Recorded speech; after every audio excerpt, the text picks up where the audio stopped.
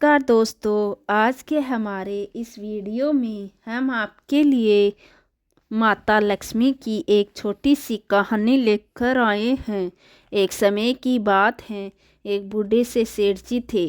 उनके घर में पीढ़ियों से धन ऐश्वर्य प्रचुर मात्रा में था। वो अतः संपत्ति के स्वामी थे, परंतु लक्ष्मी जी का स्वभाव तो चंचल है, आज यहाँ तो कल वहाँ। जब उनका मन सेठ के घर से भर गया तो वो किसी दूसरे के घर जाने को ललाहित हो गई। एक रात लक्ष्मी जी सेठ जी के सपने में आती हैं। सेठ जी ने देखा कि एक लाल वस्त्रों में सजी धजी स्त्री उनके घर से निकलकर बाहर जा रही हैं। सेठ जी उनसे पूछते हैं, हे देवी, आप कौन हैं? मेरे घर आप कब आई और अब मेरा घर छोड़कर आप कहाँ जा रही हो? वो देवी बोली, मैं तुम्हारे घर की वैभव लक्ष्मी हूँ।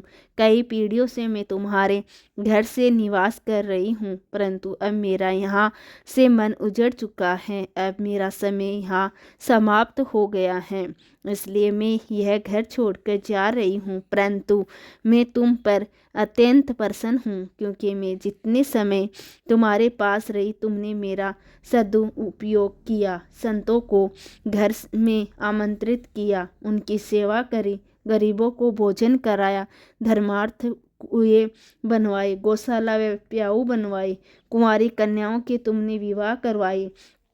तुम्हारे यहाँ कथा भागवत होती रहती भी थी और अतिथियों का आदर सत्कार होता था। अब जाते समय मैं तुम्हें वरदान देना चाहती हूँ, तुम जो चाहो मुझसे मांग लो। अब सेठ जी सोचते हैं कि मैं अकेला क्या वरदान मांगूं। मेरी 4 बहू हैं, उनसे सलाह करके वरदान मांगूंगा।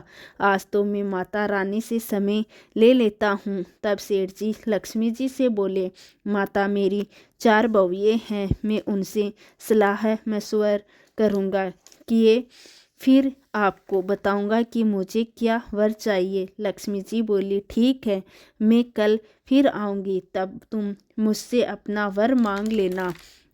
ऐसा कहकर लक्ष्मी जी अंतर्ध्यान हो गई। अब सेठ जी ने सुबह उठते ही चारों बहुओं को बुलवाया और उन्हें अपने सपने के बारे में बताया और उनसे सलाह मांगी। सेठ जी की सबसे बड़ी बहू बोली, पिताजी, आप माता लक्ष्मी से अन्न के गोदाम भरवा लो, ताकि अपने कभी भी खाने पीने की कोई कमी ना हो। तो सेठ जी को दूसरी बहू बोली, पिताजी, इतने अन्न के गोदाम भरेंगे तो उनमें तो कीड़े लग जाएंगे, अन्न खराब हो जाएगा।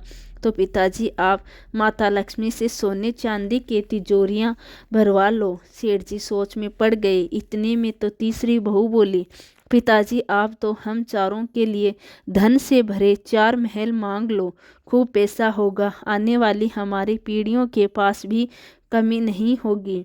उन तीनों की बात सुनकर छोटी बहू सोच में पड़ जाती है। वो थोड़े मध्यम वर्ग के परिवार की बेटी थी, पर वो धार्मिक प्रवृत्ति की भी थी, तो बोली, पिताजी, लक्ष्मी जी को अगर जाना है तो वो जाएगी, फिर धन संपत्ति कुछ भी नहीं टिकेगी, और अगर टिक भी गई तो हमारी आने वाली पीढ़ियां उसे देखकर आलसी और अहंकारी हो जाएगी। इसलिए पिताजी, आप लक्ष्मी जी से कहिए कि अगर वो जाना चाहती हैं तो अवश्य जाएं, किंतु हमें यह वरदान दे कि हमारे घर में सज्जनों की सेवा पूजा होती रहे, हरि कथा होती रहे, मध्य मेहमान आए तो उनका आदर सत्कार हम कर सके और परिवार के सभी सदस्यों में प्रेम बना रहे, क्योंकि अगर प्रेम होगा तो कोई तकलीफ भी होगी तो सब मिलकर उसे काट लेंगे। सेठ जी को छोटी बहू की बात समझ में आ जाती है। दूसरे दिन रात को लक्ष्मी जी वापस सेठ जी के सपने में आती हैं और पूछती हैं, तुमने अपनी बहू से सलाह मशवरा कर लिया? बोलो क्या चाहिए?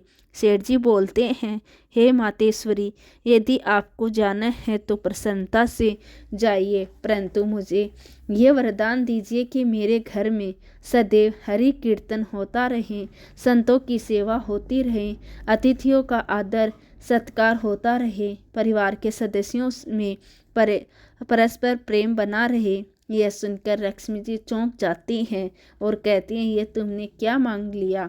जिस घर में हरि कथा होगी और संतों की सेवा होगी वहाँ तो साक्षात नारायण निवास करते हैं, और जहाँ नारायण निवास करते हैं वहाँ तो मेरा निवास होता है।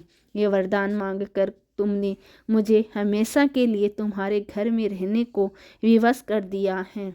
ऐसा कहकर लक्ष्मी जी सेठ के घर में वापस विराजमान हो गई।